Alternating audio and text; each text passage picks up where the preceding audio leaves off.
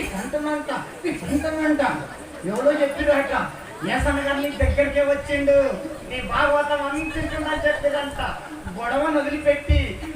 వదిలిపెట్టి ఏసన్న గారిని చూసి స్వాత్రంట ఏమన్నది స్వాత్రంట ఈ గొడవ పెట్టుకుంటాను ఇంకో ఆమె యేసుప్రభు నమ్ముకోలేదంట అన్ని రోజులంట ఈ అన్ని రోజులు అనుకుంటుందంట అమ్మో స్వాత్రం అంటే ఇది చిట్టులో పెద్ద చిట్టే స్వాత్రం అనేది బూతులో పెద్ద బూత్ అని ఎన్నో అంటుందంట నీ కొడుకు సోత్రమే నీ మొగడు సోత్రమే నీ బిడ్డ సోత్రమే నువ్వు సోత్రం అంటుందంట ఏసన్న గారు ఇంటికి పోయినాక అడిగిందంట ఏకమ్మా శాంతమ్మా అంతగానం ఆత్మతో నింపబడ్డావు అంతగానం బూతులు మాట్లాడుతున్నావు ఇంతకు ఏమైందమ్మా శాంతమ్మ అంటే శాంతమ్మ అంటుందంట ఏం లేదు ఏసన్న